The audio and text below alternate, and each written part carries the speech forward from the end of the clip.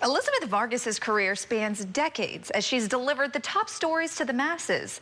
She may have taken a break from the nightly news desk, but the veteran journalist is back and ready to bring you the news that you need to know. I had the opportunity to chat with her earlier, and here's what she had to say about her new show, Elizabeth Vargas Reports.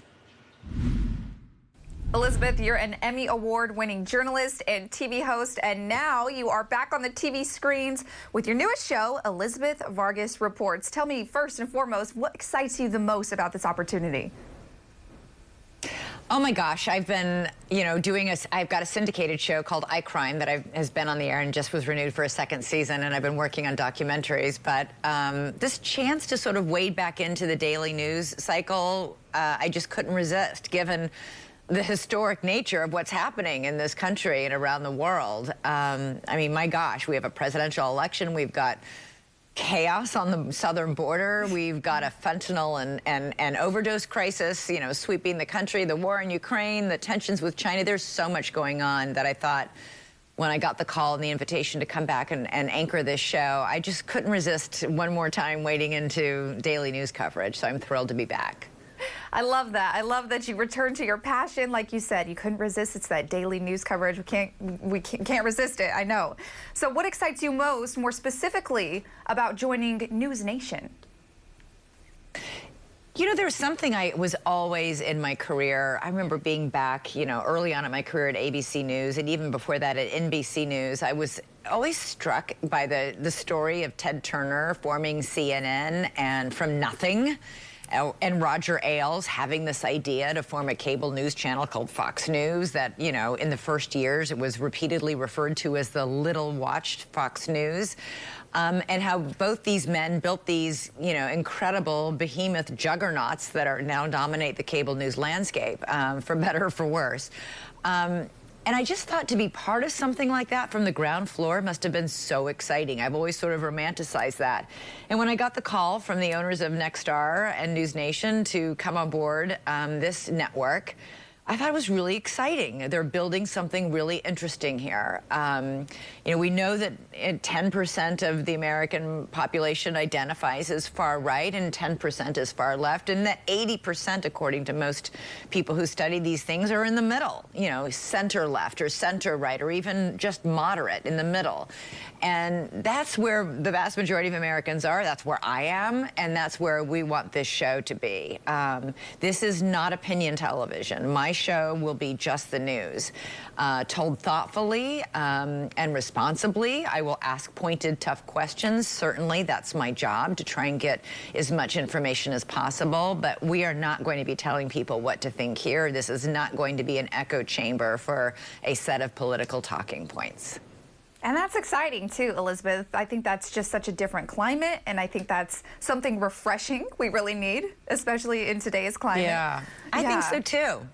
Yeah, so I'm very excited about your show, and I know it's debuting here pretty soon. So can you tell viewers overall, I know you gave us a couple of details, but overall, what can they expect from Elizabeth Vargas Reports?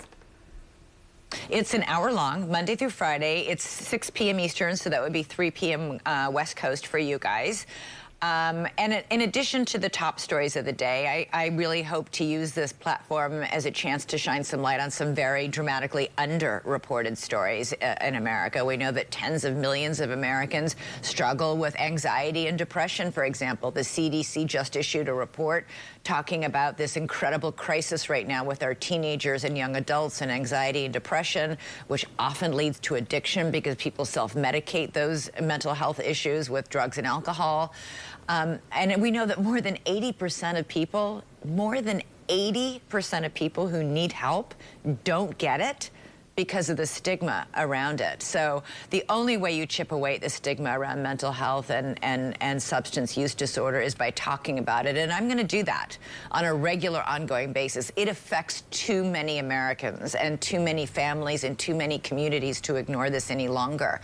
It's also part of the news cycle. Senator Fetterman just checked himself into Walter Reed Hospital for, treatment for severe depression. This is something that's vitally important. And I think the more people hear other people discussing these incredibly important issues thoughtfully, responsibly, in depth, without any sort of casting aspersion, the more we can let people know they're not alone and maybe get some help and save some lives in the process. Oh, I love that. I love that as how that is your main goal, to tell these underrepresented stories, to talk about these tough things that people oftentimes don't want to talk about it, but somebody needs to do it, like you said, so we can help save lives and just bring more awareness, really. So overall, I love that. It's really, really important. It is. It really is. Okay, so that's amazing. Now, overall, when people watch the show, you told us a little bit about what we can expect. When viewers do watch your show, Elizabeth, what are you hoping that they take away from it?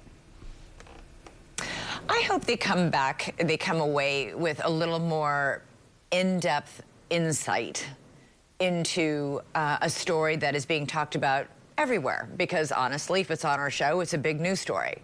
And I hope they come away with a little more context, maybe background or insight, or something that they might say, I didn't think about it that way. It's just really important right now in this time of polarized echo chambers happening, you know, on our cable news landscape at a time when our information literacy is so low. I have to tell my kids all the time, just because you read it on the internet doesn't mean it's true.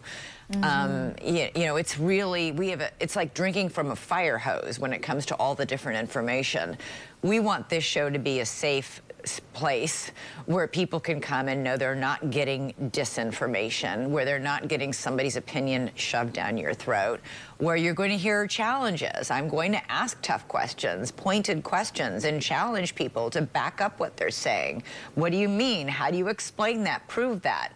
So that, you know, maybe people, it's a little bit of critical thinking, if you know what I mean, around covering the news day in and day out, or in this case, night in and night out. And we need that. We need that critical thinking. We need somebody to ask those tough questions so people can answer them. We do. We actually really do. It's needed now more than ever, especially with the amount of misinformation out there. Well, thank you so much, Elizabeth. I know I, for one, am very excited about your show, and thank you so much for giving us a little bit of your time. Yes.